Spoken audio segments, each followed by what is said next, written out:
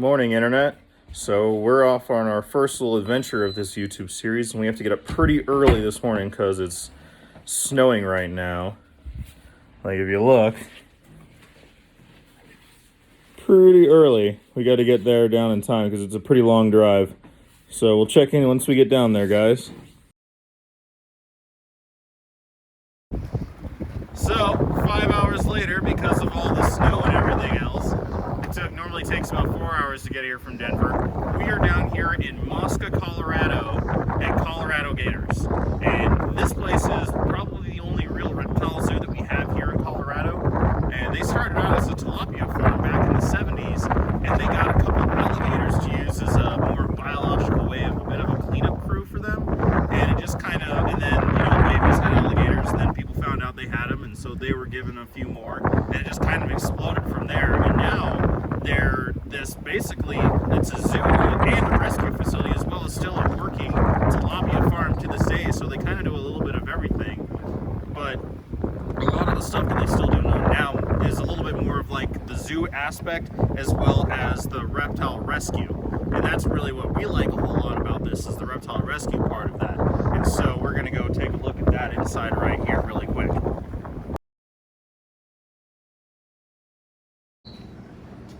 So we're here with Jay down here at Colorado Gators. He kind of runs things and keeps things going. So do you want to give a little background about kind of how things got started here and what you do? Well, we started off as a fish farm, actually. My dad started growing tilapia here in 1977. I picked this location because of access to geothermal water. So San Luis Valley of Colorado is one of the coldest places in the United States. Get to 30 below zero in the wintertime pretty regularly. Yeah. You wouldn't think it's a good place for a tilapia farm or alligators to live, but there's a geothermal well on the property. It's 87-degree water year-round. So that's why we're in this location. The fish farm grew. We had dead fish. When you grow hundreds of thousands of fish for people to eat, some of them die before you sell them, and so we got some alligators in 1987 to dispose of dead fish. A little bit more eco-friendly, theoretically. Right. Yeah. And the idea was to have an integrated ecosystem where you recycle everything. Right. And we recycle the fish waste with the aquaponic system, grow food for the herbivores with the aquaponic system. So, so the alligators were just garbage disposals to begin with. And then people wanted to see them, so we ended up opening to the public. And then next thing we knew, people were dropping off their pet alligators, and iguanas, and pythons, and tortoises, and everything that they shouldn't have had in the first place and couldn't take care of. So, and then we got to be known for that, and we started getting confiscations from Denver, Albuquerque, Los Angeles, Chicago, New York. When they confiscate illegal alligators from people's homes, they send them to us.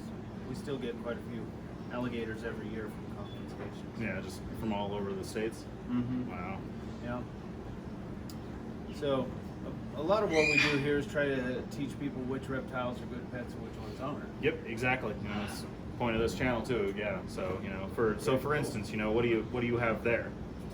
This is an Amazon basin emerald tree boa. His name's Julius Squeezer. I had a contest to name him. That's a great name, Julius Squeezer. And he is a rescue, and he's had some health issues, but he's doing a little better now. These are not necessarily the greatest of pets, just because of their requirements. I know. So you have on a lot of your enclosures and stuff, you have a little footprint, little system to say what's based on care, size, needs, and everything else like that, what makes a really good pet and what requires a whole lot more forethought as to before you bring one of those home. Right. Yeah. So what exactly is the process of kind of what happens? John Smith out there calls up and says, hey, I have this 7-foot boa constrictor that was my son's. Now I don't mess with him. I throw a rat in there once in a while. He's really bitey. I can't have any more. Can you guys take them off my hands? So what exactly is the process from that point, when you acquire that animal?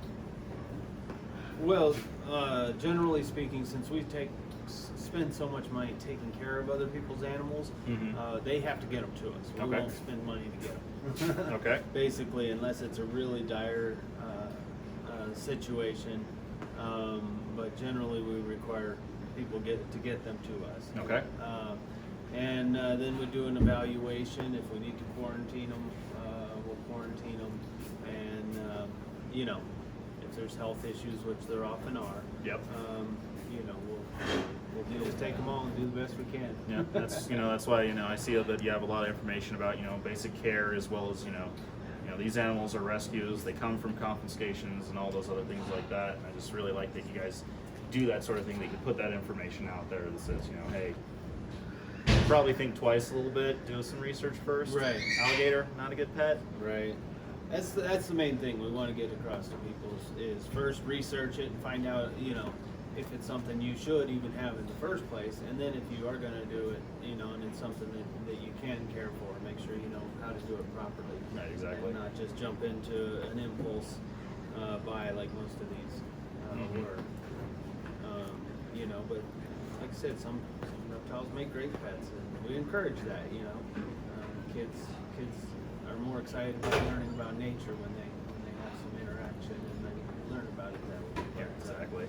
But other reptiles are terrible pets, and not everything you can buy in a pet store makes a good pet. Yeah. Asian water monitors, not good pets. Nile monitors, not good pets for most people. Yep. You get 6-7 feet long, can do some serious damage to you. Yep. Somebody, that's a lot of time, a lot of energy, a lot of money, a lot of space, a lot of money to put into caring for one of those properly.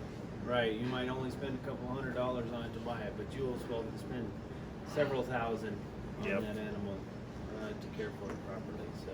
And that's what you always need. Always got to give the appropriate, proper, good care for them. Right. So, and you guys do an alligator wrestling class that I've even partaken in a couple different times. So, give a little info about that. And you can still count to 10 with that is without true. taking off your shoes. Yep. Yeah. One, it's not as dangerous as most people have in their head Mhm. if you know how to do it properly. But what we're doing is we go through the ponds looking for alligators that need medical attention. Mhm. When you have more than one alligator in a pen, their habitat, they're going to fight, and there's going to be injuries. And usually they're minor, and we can just put some antibiotic ointment on them Okay. and help them out. They do have natural antibiotic in their blood that helps fight infection and bacteria. But we put a little ointment on it, and that helps them heal faster. Sometimes they need stitches, sometimes they need injections, antibiotics, sometimes they need to be moved to another pen. And we're constantly evaluating that. We have well over 200 alligators here. And so we're constantly moving alligators around and seeing who gets along and treating wounds and stuff like that. So that's what you get to help us with in the class. Right. Is medicating alligators, and it gives you a hands-on experience that you can't get anywhere else in the world. Actually getting hands-on and learning how to, and it's good too for animal control officers. That I've had a lot of those take the class that have to deal with dangerous animals sometimes. It's good for zookeepers. I've had zookeepers that that have come to learn how to handle animals, and it's good for people who are like, I think I want an alligator as a pet, and then they have one. They Yep. get to feel the real power and how scary they can actually be, and they're like, okay, that's not a good idea. I shouldn't do that. Nice. There you go. Yeah. So someone actually going through the steps to figure out, okay, maybe I want to do this. I'm going to go learn how to handle one, and they go, oh no, okay, yep, in person, definitely not a good idea. And as you know, we also teach a lot about their biology and Mhm. behavior and everything we can during the class. It's not just about man versus beast. It's to take care of the animals and for you to learn more about them. So this is their greenhouse.